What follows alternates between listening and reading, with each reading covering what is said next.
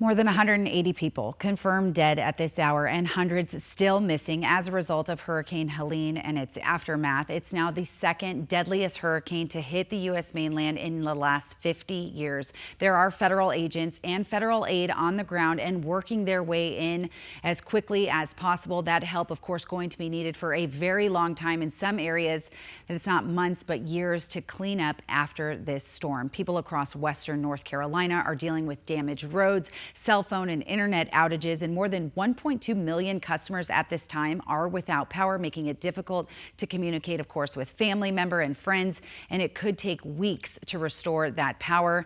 Towns, meantime, cut off from critical supplies as well as services. Some areas are so inaccessible that supplies are being delivered only by air, and catastrophic destruction covers 400 miles.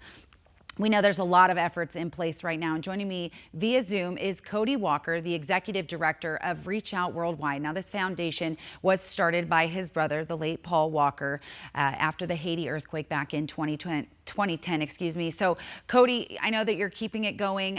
You already have people there on the ground in North Carolina. Could you kind of set the scene for us and what you've been hearing from that crew?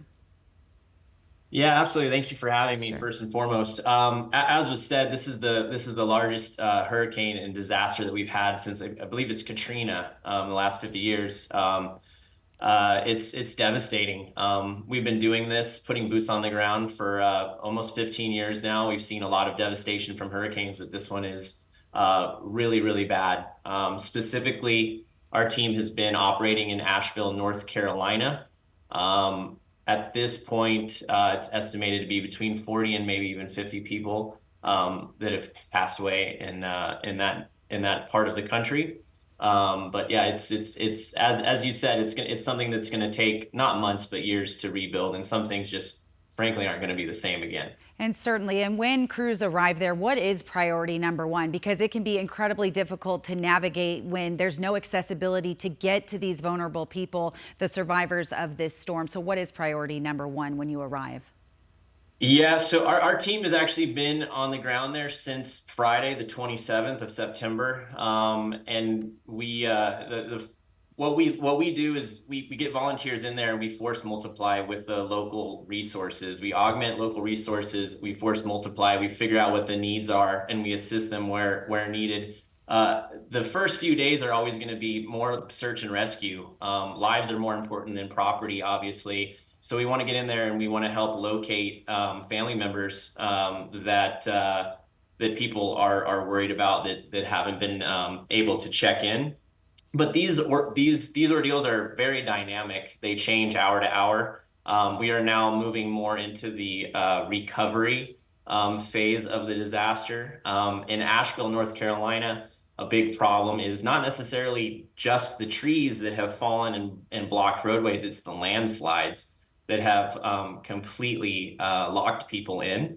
So we've been having to do a lot of hiking. We cut down an area there for a landing zone for a helicopter that's been coming in and out and getting the elderly in and out of that community, as well as provide internet access to the local fire department through Starlink so that they can also do their job better. We've been showing your crew's video to our viewers, showing the vulnerabilities and the destruction that's been done. What is the response when you're coming into contact with people who have survived this horrible and deadly storm? What is their response to you and the aid that you're providing to them? Well, the ones that we come across, they're terrified for their loved ones and their family members that they can't get a hold of. Naturally they're I'm sorry, I'm kind of emotional. Naturally they're grateful that we're there.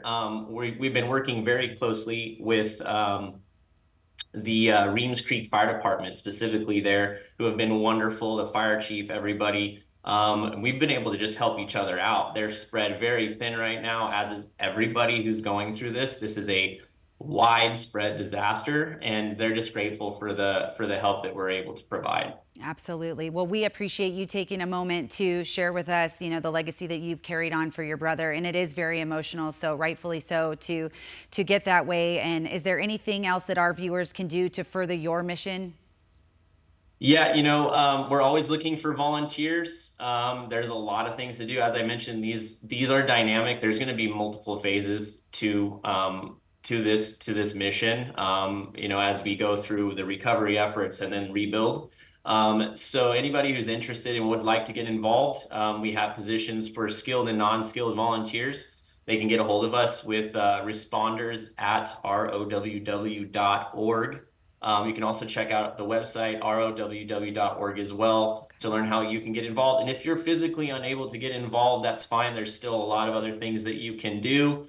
Of course, donations are always huge for an organization such as ourselves. And there's just a lot of ways to get involved. So please email us at responders@row.org. Yes, sir. Cody Walker with Reach Out Worldwide. Thank you so much and best of luck to your crew out there in North Carolina. Thank you.